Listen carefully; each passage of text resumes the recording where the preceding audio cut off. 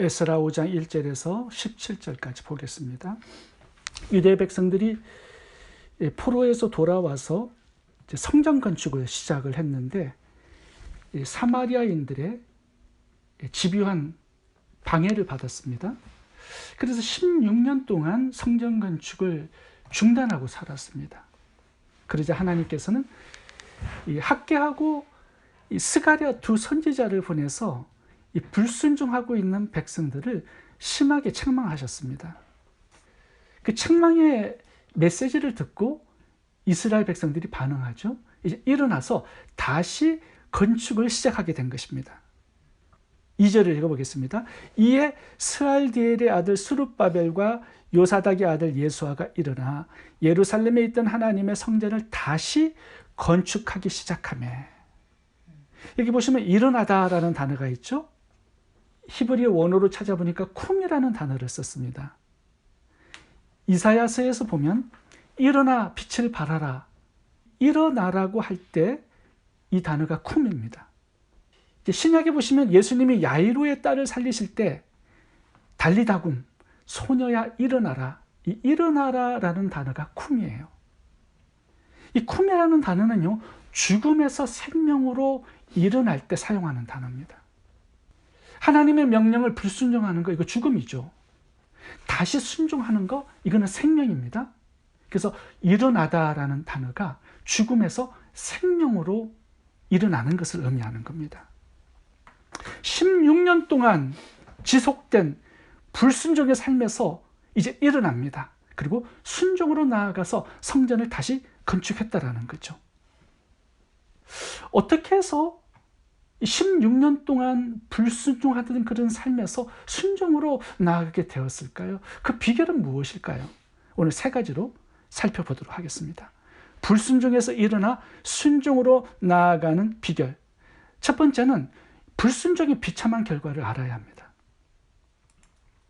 이 유대 백성들이 16년 동안 성전 건축의 명령에 불순종해서 살아갔을 때 잘 살았을까요? 그렇지 않습니다. 학개서 1장을 보시면 그들이 불순종했을 때 어떻게 살아갔는가가 잘 나오는데요. 학개서 1장 2절부터 5절까지 읽어보겠습니다. 만군의 여호와가 이같이 말하여 이르노라. 이 백성이 말하기를, 보통 나의 백성이라고 하는데 이 백성이라고 얘기하죠. 여호와의 전을 건축할 시기가 이르지 아니하였다 하느니라. 좀 핑계를 대고 있는 거예요. 아직은 때가 아니야. 여호와의 말씀이 선지자 학개에게 임하여 이르시되 이 성전이 황폐하였거늘 너희가 이때에 판벽한 집에 거주하는 것이 옳으냐? 그러므로 이제 만군의 여호와가 이같이 말하노니 너희는 너희의 행위를 살펴볼지라. 백성들의 행위가 옳지 않다라는 거죠. 이 백성들이 하나님의 명령 자체를 부인하고 있는 거 아닙니다. 단지 건축할 시기가 아직 아니다라는 거예요. 경제적인 여건이 좋지 않기 때문에 사마리아인의 반대가 너무 심해서 어쩔 수 없다라는 거죠. 핑계거리가 많았습니다. 그러니까 하나님이 책망하세요. 이 성전이 황폐하였거늘 너희가 이때에 판벽한 집에 거주하는 것이 옳으냐. 이 판벽한 이 단어가 영어로 보니까 luxurious, 아주 화려한 집을 잘 지어서 살고 있었던 거죠. 근데 하나님의 성전은 기초만 달랑 해놓고요, 벽도 지붕도 없이 아주 보기가 너무 흉했다라는 겁니다. 이렇게 불순종해서 살아갔는데 유대 백성들의 삶이 어땠는가? 이제 학개서 1장을 보시면 5가지로 나와요. 그들의 삶이. 6절부터 보겠습니다. 수확이 적으며 배부르지 못하며 흡족하지 못하며 따뜻하지 못하며 구멍 떨어진 전대에 넣음이 되느니라. 9절. 너희가 많은 것을 바랐으나 도리어 적었고 너희가 그것을 집으로 가져갔으나 내가 불어버렸느니라. 이것이 무슨 까닭이냐? 내 집은 황폐하였으되 너희는 각각 자기의 집을 짓기 위하여 빨랐음이라. 백성들이 하나님의 성전을 황폐한 채로 방치해둔 결과 그들의 삶도 역시 황폐해질 수밖에 없었다. 이것이 결론입니다. 하나님이 하늘문을 닫아버리셨어요. 비를 내리지 않아요. 그러니까 아무리 농사를 잘 지어봤자 소용이 없는 겁니다. 아무리 목축을 잘해봤자 풀이 없어요. 사업을 아무리 열심히 해봤자 잘 되지 않아요. 그들의 삶은 16년간 지독하게 궁핍했고 가난했다라는 거 강조하고 있습니다. 저축하려고 돈을 모았는데 밑 빠진 독에 물 붓는 것처럼 다 빠져나가 버립니다. 불행은 이 정도에서 끝나지 않았습니다. 더 확장되죠. 10절 보겠습니다.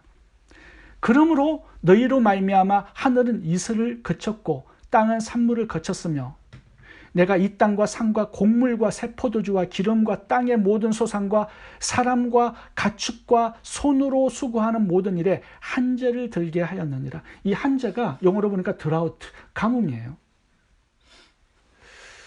여기 보시면 10절에 되게 중요한 단어가 나옵니다. 너희로 말미암아. 이 불순종하는 사람들로 말미암아 주위의 모든 땅이 다 메말라 버렸습니다. 가축까지 풀까지 그 땅에 사는 다른 백성들까지 전부 다 피해를 봤다는 거예요. 뭐예요? 축복의 통로가 아니라 재앙과 사망의 통로가 되었다는 거죠. 모든 것이 다 죽음이었어요. 왜요? 그들이 불순종하고 있기 때문에 그렇다는 것입니다. 요나를 보시면요, 불순종해서 다섯시로 도망하죠. 바다 전체에 풍랑이 불어닥칩니다. 요나만 피해를 보는 게 아니라 주위 사람들까지 다, 다른 배들까지 전부 다 깨어져 버려요.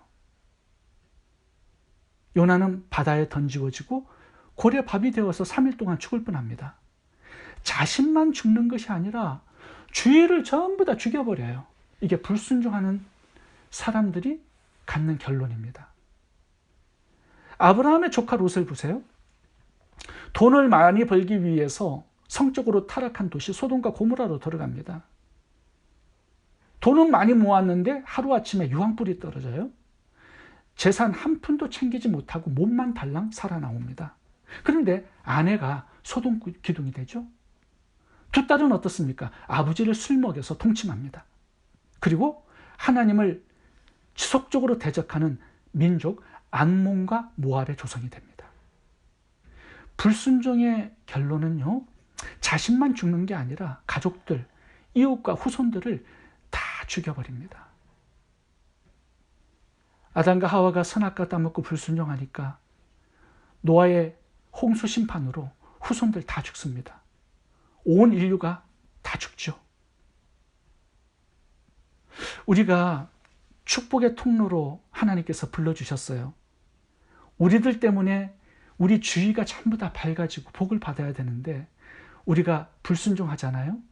나만 죽는 게 아니라 주위가 다 죽습니다. 하나님께서 명령하신 구제, 전도, 선교의 사명을 버리고 불순종할 때 그 결과가 얼마나 비참한지, 얼마나 죽음인지를 우리가 바로 알아야 합니다. 그래야 우리가 불순종의 자리에 머물지 않고 일어나서 순종으로 나아갈 수 있습니다. 두 번째, 우리가 일어나서 순종하기 위해서는 하나님의 말씀을 들어야 합니다. 오늘 본문 5장 1절부터 읽어보겠습니다. 선지자들 곧 선지자 학개와 이도의 손자 스가랴가 이스라엘의 하나님의 이름으로 유다와 예루살렘에 거주하는 유다 사람에게 예언하였더니 이에 스알디엘의 아들 스룹바벨과 요사닥의 아들 예수아가 일어나 예루살렘에 있던 하나님의 성전을 다시 건축하기 시작하며 하나님의 선지자들이 함께 있어 그들을 돕더라. 5장 1절과 2절이 연결되어 있습니다. 예언하였더니 그 다음에 일어나는 반응과 현상이 뭐냐면 일어나 성전을 다시 건축하기 시작하며 이렇게 순서가 나가고 있습니다. 다시 성전을 건축하기 위해서 일어나 순종하는 그 출발점이 어디죠? 하나님의 말씀이 들어왔기 때문이에요. 하나님의 말씀이 임하자 일어나게 되고 하나님의 성전 건축의 명령에 순종할 힘을 얻게 된 것입니다. 16년 동안 불순종했던 그들의 삶에 큰 변화가 찾아온 것입니다. 하나님의 말씀을 들었기 때문이죠. 그렇다면 학개하고 스가랴 선지자가 전달한 메시지는 무엇이었을까요? 학개서를 보면요, 성전 건축의 명령에 불순종했을 때 그 결과가 얼마나 비참한가를 말씀하고 있습니다. 근데 반대로 스가랴서는요, 8개의 환상이 나타나는데 순종할 때 주시는 하나님의 은혜, 축복, 능력이 얼마나 큰지를 스가랴서에서는 말씀하고 있습니다. 불순종의 저주, 순종의 축복이 얼마나 큰지를 알라는 거예요. 그 메시지들을 지속적으로 백성들이 들었을 때 16년 동안 멈췄던 성전 건축을 다시 일어나 시작했다라는 것입니다. 말씀의 힘이 대단하다라는 거죠. 하나님의 말씀은 살았고 운동력이 있어서 불순종을 순종으로 바꾸는 힘과 능력이 있어요. 죽은 것을 살려내는 힘과 능력이 있어요. 포기한 것을 다시 시작하게 하는 능력이 있다라는 거 오늘 본문을 통해서 보게 됩니다. 누가복음 24장에는 부활하신 예수님께서 짐 싸서 엠마오 고향으로 내려가던 두 제자를 만나셔서 말씀을 풀어주는 장면이 나옵니다. 하나님의 말씀이 들어가자 식어진 마음이 뜨거워지죠. 엠마오 두 제자의 삶에 큰 변화가 찾아옵니다. 가던 그 길을 돌이켜서 예루살렘으로 들어가요. 그리고 그곳에서 복음을 전하고 교회를 개척하는 사도가 됩니다. 부활하신 예수님은 베드로를 찾아가셔서 말씀해 주셨습니다. 네가 나를 사랑하느냐? 내 양을 치라, 내 양을 먹이라. 이 말씀이 들어가니까요, 베드로의 삶에 큰 변화가 일어났습니다. 영적인 침체에서 다시 일어나서 복음을 전하는 사도가 되었습니다. 삭개오의 변화에도 보면 예수님의 말씀이 들어갔기 때문이에요. 삭개오야, 내려오라. 오늘 내 집에 머물러야 하겠다. 이 말씀이 들어가자 그는 재산의 반을 가지고 가난한 자들을 구제하는 사람이 되었고 여리고성에 존경받는 인물이 되었습니다. 중요한 것은요, 오늘 본문에 보시면 말씀을 듣되 지속적으로 들어야 한다는 거예요. 2절에 봐보세요. 하나님의 선지자들이 함께 있어 그들을 돕더라. 그러니까 말씀으로 계속적으로 그들을 도와준 겁니다. 지속적으로 말씀을 들어야 돼요. 이것이 불순종의 삶을 순종으로 바꾸고 성전 건축을 완성하게 만드는 원동력이 되었던 것입니다. 세 번째, 일어나 순종하기 위해서는 하나님의 도우심을 믿어야 합니다. 백성들이 하나님의 말씀을 듣고 이제 순종해서 일어났습니다. 그렇다면 모든 문제가 즉시 해결되고 건축할 수 있는 모든 환경이 조성되었을까요? 아닙니다. 이 사마리아인들도 일어납니다. 성전 건축을 방해하기 위해서 예전처럼 상소문을 올리고 지역 관리들에게 뇌물을 먹입니다. 총독에게 성전 건축을 중단할 수 있도록 고소장을 올린 것을 보게 돼요. 근데 예전과 다른 부분이 있습니다. 예전에는 방해가 오자 즉시 포기했죠. 근데 이번에는 포기하지 않습니다. 지속적으로 노력해요. 5절 봐보겠습니다.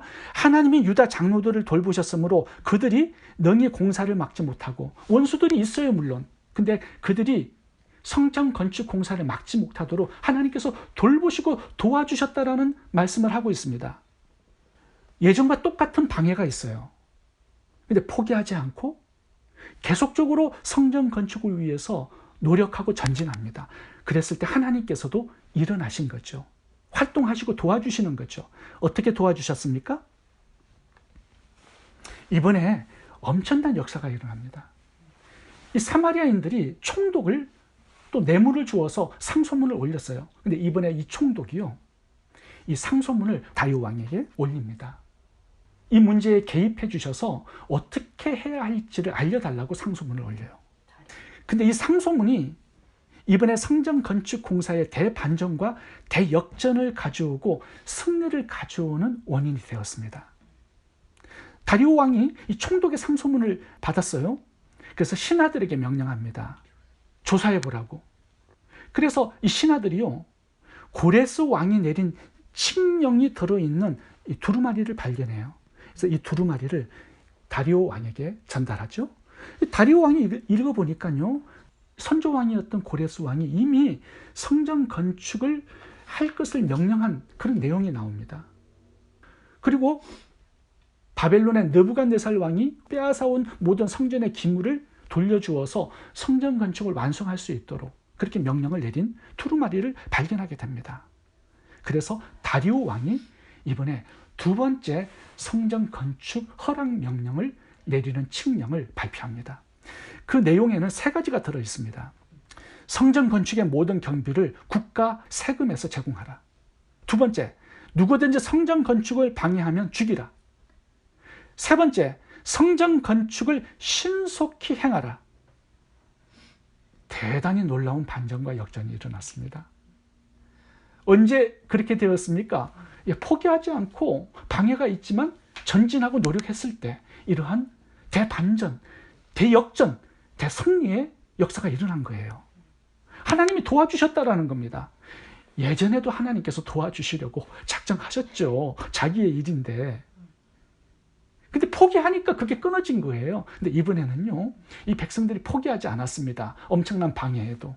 그러니까 하나님께서 일어나셔서 함께 하신 거예요. 이제 오늘 본문에 굉장히 큰 역전과 반전이 뭐냐 하면 13절을 보시면 다리오 왕의 조서가 내림에 유브라데 강 건너편 총독 다뜨네와 스탈보스네와 그들의 동관들이 신속히 준행하니라. 무슨 말이요? 옛날에 그 뇌물을 받고 공사를 방해했던 지역 관리들, 총독이 앞장서서 이 성전 건축을 신속하게 진행할 수 있도록 돕고 협력하는 자로 바뀐 겁니다. 순종할 때 이런 역사가 일어나게 된다는 거예요. 원수들까지도 하나님께서 협력자로 만들어서 도움을 주는 자로 바꾸신 거죠. 제 간증을 하나 하겠습니다. 제가 선교사 시절에 빅토리아 호수에서 섬선교를 했습니다. 이 빅토리아 호수가 대한민국의 남한만한 면적이에요. 굉장히 넓은 호수입니다. 그 안에 섬이 1000개가 들어있어요. 제가 이제 섬들을 다니면서 복음을 전했습니다. 6년 동안 2개의 교회를 개척해서 성전 건축을 완성했어요. 그런데 성전 건축 과정이 쉽지 않았습니다. 방해도 많았고요. 가장 힘든 게 뭐냐면 모래 운반이었어요. 모래가 있어야 시멘트를 합쳐가지고 성전 건축을 할 수 있는데 1000개의 섬이 전부 다 돌섬입니다. 모래가 없어요. 유일하게 모래가 있는 데가 어디냐면 빅토리아 해변가입니다. 그래서 이 해변가에서 모래를 파다가 2개의 성전 건축을 했어요. 그러니까 어떻게 됩니까? 해변가가 움푹 패인 거예요. 하도 모래를 파다가 운반하니까. 아주 보기가 너무 흉하게 되어버렸습니다. 저도 보니까 너무 미안해요. 동네 사람들이 결국 경찰에 신고를 했습니다. 한국 선교사가 모래를 너무 많이 퍼가서 해변가가 다 망가졌다라고 신고가 들어왔다는 거예요. 그 경찰이 찾아왔습니다. 다시는 모래를 퍼서 성전 건축을 하지 말라는 경고장을 주고 갔어요. 그런데 제가 어떻게 성전 건축을 중단할 수 있겠습니까? 그럴 수는 없는 거죠. 그래서 모래를 찾아서 다닌 겁니다. 어느 한 청년을 만났는데요. 그 청년이 모래가 있는 섬을 알고 있다는 거예요. 수많은 섬들 가운데 딱 하나만 그 섬에 모래가 있는 겁니다. 그래서 배를 타고 그 청년과 함께 그 섬을 가보았어요. 정말로 모래가 있어요. 신기했습니다. 타잔처럼 막 숲이 우거진 작은 섬이었는데요. 근데 모래를 퍼갈 수가 없습니다. 왜냐하면 거기가 하마 서식지예요. 제가 딱 내리자마자 하마들이 총 출동해가지고 공격하는 겁니다. 그곳이 보니까 새끼를 낳는 그런 섬이었습니다. 그 새끼들이 굉장히 많은데요. 어미가 우리가 섬에 상륙하자 새끼들을 해칠까 봐 공격하는 겁니다. 제가 모래를 퍼날르다가 순교할 뻔했습니다. 근데 그곳밖에는 모래가 없으니까 어떻게 할 길이 없어요. 그래서 계속 찾아가서 조용히 모래를 퍼다가 운반을 해서 성전 건축을 완공했습니다. 완공할 때까지요, 아무 일이 없었습니다. 제가 할 수 없기 때문에 주저앉아 있었다면 정말 아무것도 할 수 없었을 거예요. 근데 구하고 찾고 문을 두드리고 순종을 하려고 노력하다 보니까 하나님께서 길을 여시고 사람을 붙여주시고 필요한 환경을 조성해 주시고 하마까지도 조용히 있을 수 있도록 도와주신 거예요. 순종하잖아요. 하나님을 얻어요. 사람도 얻고 하늘과 땅, 환경까지 다 얻게 됩니다. 말씀에 순종하기가 어렵기 때문에, 방해 때문에, 어떤 핑계 때문에 주저앉아 있다면요, 계속 인생이 망가질 것입니다. 재앙과 사망의 통로가 될 것입니다. 나만 죽는 게 아니라 다른 사람들까지 다 죽게 될 것입니다. 그러나 그 불순종의 자리에서 일어나 순종을 시작하다 보면 이제 하나님께서도 일어나셔서 그 순종을 할 수 있도록 도와주시는 것입니다. 일어나서 새롭게 도전해 보시고 시작해 보시기 바랍니다. 예전과는 다른 차원의 인생을 살게 될 것입니다. 중단했던 기도도 다시 일어나 시작해 보시고요. 중단했던 말씀 묵상, 큐티도 다시 시작해 보고, 중단했던 구제, 전도, 선교의 사명 일어나서 다시 순종해 볼 수 있기 바랍니다. 그때부터 하나님께서도 일어나서 움직이시고 나를 도와주실 것입니다. 사람들도 주시고 환경도 열어주시고 원수들도 변화시켜서 모든 것을 합력하여 선을 이룰 수 있도록 역사하실 것입니다. 불순종에서 일어나 다시 순종의 삶으로 전진해서 하나님의 살아계심과 풍성한 공급을 날마다 경험하는 은혜가 저희 모두에게 있기를 바랍니다. 기도하겠습니다. 좋으신 하나님, 불순종의 결과가 얼마나 비참한지 알게 해주시고 순종의 결과가 얼마나 풍성한 축복인지 또한 가르쳐 주시니 감사합니다.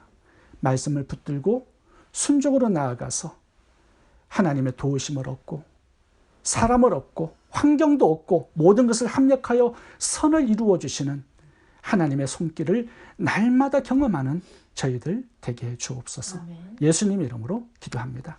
아멘.